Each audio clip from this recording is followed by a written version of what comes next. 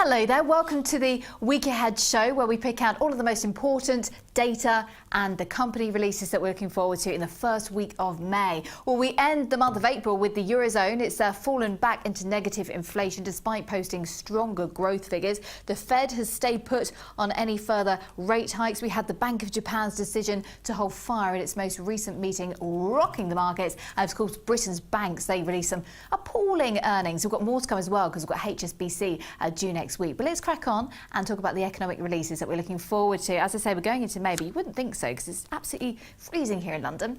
OK, here we go. So we've got PMI data from across the globe: Japan, Eurozone, Germany, France and the US. On Tuesday, this is the one we're going to go into detail with. It's the RBA interest rate decision. On Wednesday, this is a busy day for the economic data. We've got France's trade balance, PMI data from the Eurozone, Germany and France there, Eurozone retail sales, US data as well, and of course those oil numbers that we get every week. And on Thursday, this is a really big day because as you can see on the bottom there, we've got the US initial jobless claims. All right, on Friday then, finishing it all off, we've got PMI data coming from Japan, also from Europe too, and Canada's unemployment rate, and of course those US non-farm payrolls. So really important US data to look out for. We've got Josh Mahony right here. Hello, welcome. OK, first of all, let's talk about UK data because we're going to talk about the sterling, aren't we? Because we've got PMI numbers coming out. Last time they were actually very positive and it worked well for the sterling. Do you think it's going to happen again? It's difficult to say. Generally, because the big release is always the services PMI reading, generally you'll kind of get a feeling for the first two, or from the first two, to see what the third is like.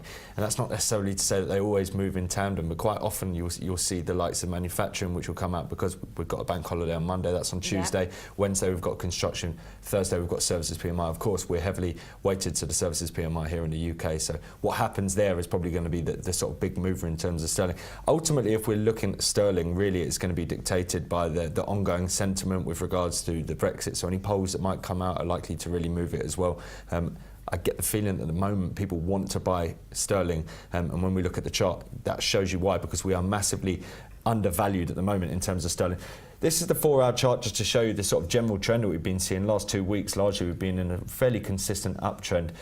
If I take it out in terms of the monthly time frame, then you can see it a lot more clearly exactly where we are in a longer term perspective. This is a major area of support that every single time it comes into it over the last 30 years, we have seen a significant bounce. We're seeing exactly that now. Last 2 months have seen significant upside. There is still a substantial way to go. And certainly, let's say if we took this whole Brexit thing out of the equation and let's say we remained within the EU, you would expect in say 4 or 5 months time, we'll be nowhere near where we are right now. You would think that would be more like the 1.6, 1.7, maybe 1.8 kind of area. So substantial gains, I think, in the offing for £. But the question mark is, are we going to continue on this sort of trajectory? And that is, constant polls really pointing towards us remaining within the EU. This is the hourly time frame. You can see largely we have been sort of trickling higher. I believe on the daily time frame it's quite interesting as well. You've also got this major peak here on the 4th of February, 14668, and that's been resistance so far today. If we close above that, it could pave a way for a strong week. If we manage to or fail to close above 14668, then we could see some sort of pullback with 145.14 and 144.59, the next support levels in view. All right, let's cross the Atlantic and talk about this US jobs number, because last time it surpassed expectations. Do you imagine it will do the same? Yeah, I think expectations on this time are that we'll see sort of marginally lower jobs report. Anything other than above 200k, I think largely will be taken as a positive. We've kind of moved into a zone where the likes of the UK and the US are kind of a lot more stable in terms of our jobs readings. So I don't necessarily think we're going to see major shocks.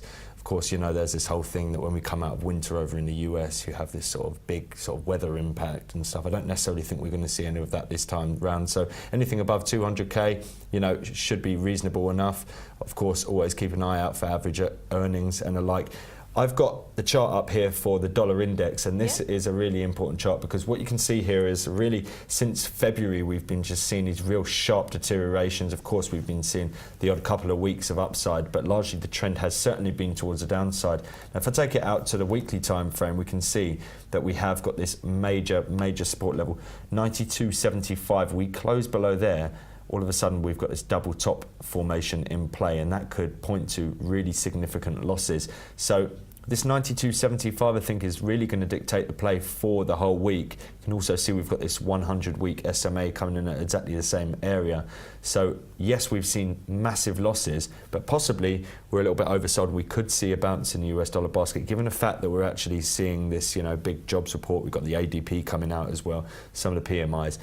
We are expecting volatility, and given the fact that we're so oversold, I wouldn't be surprised to see it bounce off this 92.75 rather than close and get back below it. And we'll be watching the wages as well, the wage growth too. Want to talk about the RBA rate decision then, shall we? Because obviously it depends on who you ask, but the general consensus is that there's a 50% chance of a hike. What do you reckon? Yeah, I think the story in terms of the Australian economy at the moment is one of actually, things aren't necessarily as bad as they thought. We went through a number of years where ultimately every other economy seemed to be having their unemployment rate falling, and in Australia it just continued to go up and up and up. And now we're seeing quite the opposite. We're seeing that really come off quite heavily. We're seeing growth, pretty reasonable, and we're actually seeing their expectations going forward rising because of the fact that we're starting to see commodity prices going up, the likes of iron ore, the likes of oil and the like.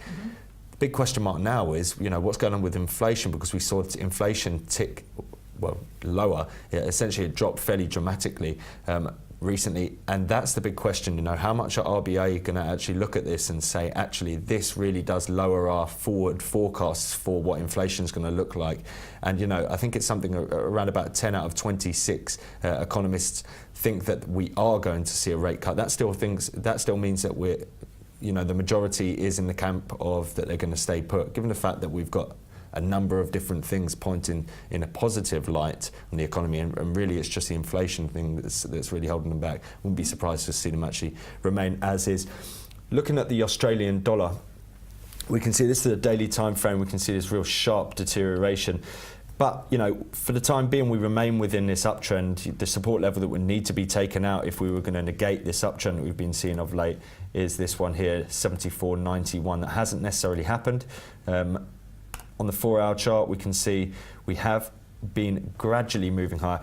It's not the most convincing of rallies, considering the fact that we've seen such a sharp sell-off, and if we're going to see a bounce back, I would have expected it to be a little bit sharper than that. But, gradually we're moving higher. It's been a decent market in terms of utilising some of the pullbacks, getting some of the Fibonacci's for sort of intraday trading, but certainly this is looking a little bit more sideways, and so there is the potential that possibly this uptrend could be coming to a halt. But like I said, really, if we are going to see this uptrend negated and move back into a bearish momentum, 74.91 is the level that needs to be taken out. If it doesn't, then it looks like we could come back towards the upside. Your initial resistance 77.72 and 78.35. All right, Josh, thanks for that, and stay with us because we're now going to talk about the companies and see what to expect. Let's go for it. We're going to start on Tuesday as well, because of course it's a bank holiday, isn't it, on Monday here? So let's get stuck in on Tuesday. It's a busy one as people get back to their desks there. Now, it's a heavy week for financials, as you can see. We've got HSBC there, BNP Paribas and Commerce Bank too. UBS as well on the top there. So European banks and British banks. On Wednesday, all sorts there. We've got energy companies in the form of Shell and Glencore. We've got retailers next to report, Sainsbury's as well. Virgin Money doing extremely well at the moment, in contrast with the big old style banks. Tesla Motors as well. Obviously, we're going to discuss that too with the electric car and all of that. And SocGen as well. As I say, another financial on the list. And on Thursday, BT Group on there, another supermarket, Morrison's there, a media giant, Trinity Mirror 2, RSA, Kellogg as well, if you like your cereal, and a Telecom Italia as well. Oh, Alibaba as well, just want to mention that one because obviously it's the biggest online retailer in the world. How can I forget that? All right, Friday. And there we are, it's a quieter day for Friday just there with Intercontinental Hotels.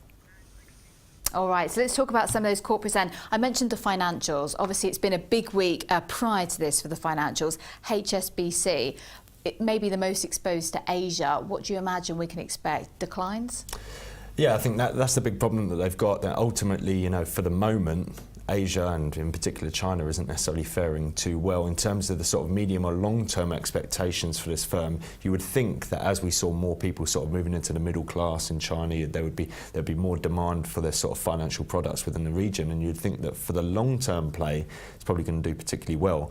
And for the short term, we're probably going to see further suffering. Their sort of emerging markets business not particularly faring well. What's that going to do in terms of dividends? That's ultimately something. They're still paying those though, aren't they, generously? Yeah, well, quite honestly, I think that's usually the last thing to go, because you know that you're going to lose a substantial amount of your investor base if you start cutting the dividends, and we've seen that in terms of the sort of oil and gas market, that a lot of these companies have been really in the doldrums, but they're really hesitant to actually give up their dividend payments. But let's look in terms of, if I just bring up the chart for HSBC, you can see here that actually, we have seen a couple of good weeks, but this week is actually really moving it back on trend, and that is towards the downside. The long-term picture is certainly towards the downside, and this retracement back towards this major area of resistance, certainly gave people a good chance to get in short.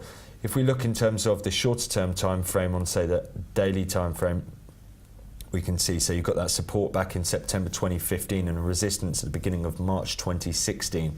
That resistance zone seems to be holding up, and it looks like we're pushing lower. You can see that we've got this potential double top formation. I think you'll probably see it better in the 4-hour chart. So you've got this double top formation. The fact that the second top was actually lower than the first one is very telling, that inability to create that higher high, and then we've broken below that neckline as well. So that points towards losses. You'll be looking at 441.6 as your next major support level towards the downside, and really I would only expect any sort of decent rally if we'd cleared out this resistance zone. 481.5 would need to be taken out if we were going to start looking bullish once more. Otherwise, ultimately the trend is your friend, and the trend's towards the downside. We've seen a decent retracement up. Now it's likely we're going to move back towards the downside, and you'll be looking at the lows of 414 potentially in the next couple of weeks. Okay, talking about trend is your friend, Tesla. What an exciting company at the moment. It's doing tremendously well. It's up about 57% in the last 12 months or so. Yeah. Wow, is there anything bad to say about it? Well, yeah, but I mean, they're not necessarily making enough money at the moment. That's the only problem that they've got. That's a bad thing. Yeah, exactly, yeah. And the thing is, is how much are you buying into the dream? And last time round when they reported, they weren't great numbers, but they were promising that next time we're going to turn around and we're going to make sure that we're cash flow positive, and we're really going to show you guys that we can make money out of this. And now the time is now. Are you going to do that? And we've got so many orders. When the sort of Model 3 came out, everyone was talking about how many thousands of orders they've got on the books. Which certainly provides a very bullish picture for the company in terms of demand, in terms of the fact that everyone wants their products. But how are they managing to turn this into cash flow going forward? And what else are they going to get into? I do see them on a similar kind of ilk as your sort of Amazons and your Googles. I sort of expect them to come up with something every time they come to the podium. What's new from them? Well, certainly Apple, might be something with Apple. Well, we had the whole battery business as well, so they actually have to show us that these things are feasible from a monetary point of view, because ultimately that's what owning a company is all about. It's owning something that can bring back revenue. So it's going to be interesting to see what they're doing, but certainly there's a big following in terms of them, because there are high hopes in terms of them. And certainly in terms of the price to earnings ratio, it's a lot higher than a lot of the other competitors in the car market, because of that high expectation. I'll take it out to the weekly time frame just to show you a bigger picture, and that shows you that ultimately, since the beginning of 2014, we've largely been flatlining. Yes, we saw around about 3 weeks where we sort of forayed below this this range that we had of 177.24 up to 291.41, but we've come back up into it. And ultimately, it's a question of, I always like to trade within a pattern until we see the breakout. I don't presume a pattern's going to break out in one direction or another, and therefore this is exactly the same. I would think that as we get closer towards this 291.41, we're going to start turning lower. Of course, earnings are the kind of thing that could possibly push us out of that, and certainly if we get a close up above this 291.41 on something convincing, say a daily time frame or like, then that could point to the next big rally in terms of Tesla shares. But until that happens, there is a good chance that as we come towards the top end of this range, we start getting overstretched. You can see the momentum indicators starting to turn over, your MACD histogram, your stochastics, and the potential for us to weaken a little bit. I'll take it onto the daily just to show you we've got this previous resistance, 243.61. That's providing support currently. But the fact that we've actually had that first peak and now starting to peter out and really starting to test it quite a bit makes me feel like we could possibly see some downside for the beginning of week next week. So next support level you'd be looking at for is 214.60. Oh, so potential bumps along the road. All right, let's talk about Sainsbury's then, because this is quite embattled actually. And let's talk about this acquisition of Argos, of course. That's the biggest news surrounding this company at the moment. It's got to compete with the Lidls as well, the Aldos, you know, these prices, these price wars that go on in supermarkets at the moment. It's tough. Oh, definitely, yeah. And I think people are starting to feel a little bit more positively about some of the likes of Sainsbury's and some of their competitors like Tesco's and stuff, because of the fact that actually a lot of this, you know, hardship and this difficulty within the industry has been somewhat factored in, because we've seen quite significant deterioration. But, you know, I guess the fact of the matter is they're doing something about it. You know, they're buying Home Retail Group, they're trying to, you know, expand into different areas of business and trying to do something different from their competitors. And that's certainly, if I was going to buy something in the industry, I'd probably be looking for someone that's trying to do something different rather than sitting there and hoping that your fortunes are going to change. Because quite honestly, if you're just trying to cut costs, bear in mind that you've got some companies that have come in with that as their specific mantra, and that's exactly what they do. So it's always going to be quite difficult for some of the other firms to really try and compete with some of the sort of lower cost firms. If we look in terms of the share price, I'll take it out to the weekly once more to look at the sort of longer term perspective. And this is what I'm talking about, you know, the fact that actually, you know, it feels like possibly the worst could be over. We saw this massive deterioration in 2014. We've largely seen this sort of range-bound trade where 222 towards the downside and 288 towards the upside has largely capped price action for around about 18 months now. Now, we have managed to break through that over the last few weeks, and it's a case of managing to sustain price above this area. Now, people that follow technical analysis can call this whatever they want. It's probably a double bottom formation, but ultimately, you know, people like to project these moves higher, and therefore, if I was going to take a projection from this and move it higher, you'd be looking at 67 higher, and the 67 would take you pretty much up to this peak around about 355. So that is certainly the more bullish scenario, but the fact that we've managed to exit this long period of consolidation is very bullish. Of course, you know, earnings have the ability to push it up and down. You know, if it comes out and it's relatively bullish, then I could see us actually moving into a fairly bullish trajectory for the coming weeks and possibly months.